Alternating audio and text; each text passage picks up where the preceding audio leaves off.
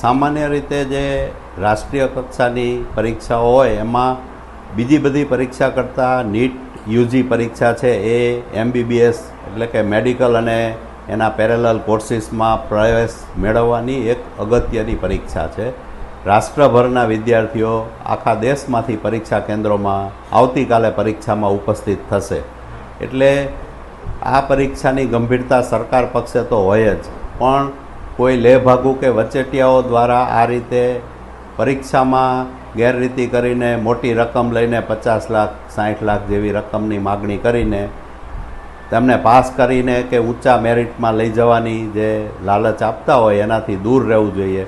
એક વાલીએ મારો સંપર્ક કરેલો તો એ આવું બનવાનું કઈ રીતે બનશે એની પણ એને વાત કરેલી કે અમારા આધાર કાર્ડ વિદ્યાર્થીના બીજા રાજ્યમાં બદલીને પછીથી ત્યાં પરીક્ષા અપાવે.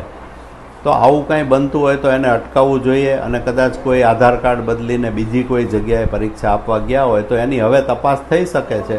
હજી પરીક્ષા લેવાઈ ગઈ નથી એટલે દરેક સેન્ટર ઉપર ઓબ્ઝર્વર હોય છે, સરકારી સ્ટાફ હોય છે અને આવવા જવાના સમય, પેપર ખોલવાના સમય, પેકિંગના સમય બધાનું વિડીયો રેકોર્ડિંગ થતું જ હોય છે.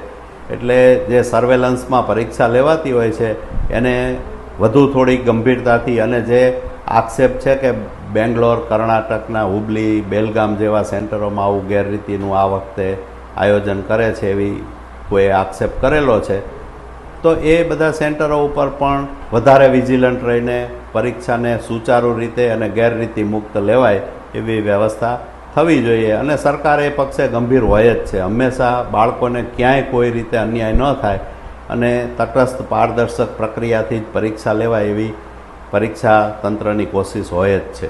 નીટની પરીક્ષા રાષ્ટ્રીય કક્ષાની પરીક્ષા છે, આખા દેશભરના કેન્દ્રોમાં લેવાય છે. એટલે એક બે વ્યક્તિથી આ કોઈ વસ્તુ બનતી હોય કે જે ટોળકી હોય એની મોડેસ ઓપરેન્ડી હોય તો એ પ્રમાણે એ લોકો આખા ગુજરાતના બીજા રાજ્યોના એવા માણસોના મેળાપીપણામાં જ આવું કરતા હોય અને એની ટોળકી પણ એ જ રીતે સક્રિય હોય. એટલે ફક્ત ગુજરાતના વિદ્યાર્થી માટે થતું હોય એવું નહીં, આ લાલચ એને બીજા રાજ્યના બીજા વિદ્યાર્થીઓને પણ આપી હોઈ શકે અને તમામ જગ્યાએથી આખા દેશભરના વિદ્યાર્થીઓ પણ આનો ભોગ બનતા હોય એવી.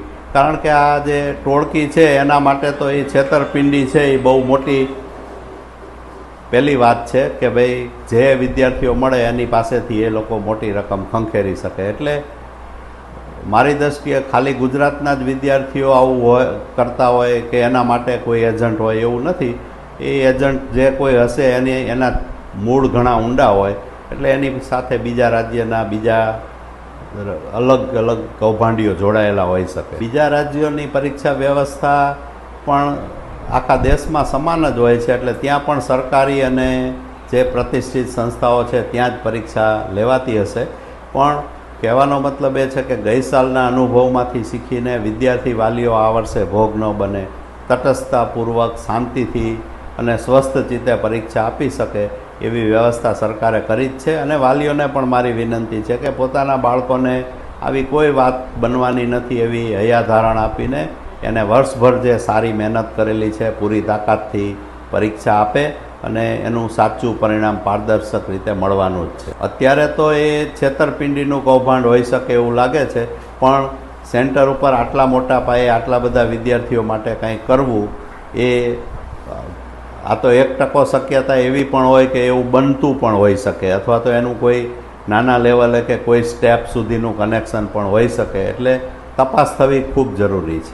NTAને મારી વિનંતી છે કે કાલે હજી પરીક્ષા લેવાઈ ગઈ નથી એટલે બધાય સેન્ટરો ઉપર વિજિલન્સ રાખવામાં આવે. જે આક્ષેપિતા કર્ણાટકના કેન્દ્રો છે ત્યાં વધુમાં વધુ સઘન ચેકઅપ રાખવામાં આવે અને એના સેન્ટરો ઉપર પેપર ખોલવાથી માંડીને પૂર્ણ થાય. સામાન્ય રીતે પેપર પૂર્ણ થાય પછી અડધા કલાક સુધીનો સમય સેન્ટર પર રહેતો હોય છે. આ બહુ ગંભીર સમય હોય છે એટલે કોઈ ચેડા ન થઈ જાય એનું પણ વિડીયો રેકોર્ડિંગ રાખવામાં આવે અને પરીક્ષા પૂર્ણ થઈ આખા દેશભરના કેન્દ્રોનું રેકોર્ડિંગ પણ ચકાસણી કરાવે તો ગેરરીતિ ચોક્કસ ડામી શકાય. સાંજ સમાચાર ફેસબુક પેજને લાઇક કરો, વિડીયો શેર કરો અને વધુ વિગતવાર સમાચાર માટે sanssamachar.net વિઝિટ કરો.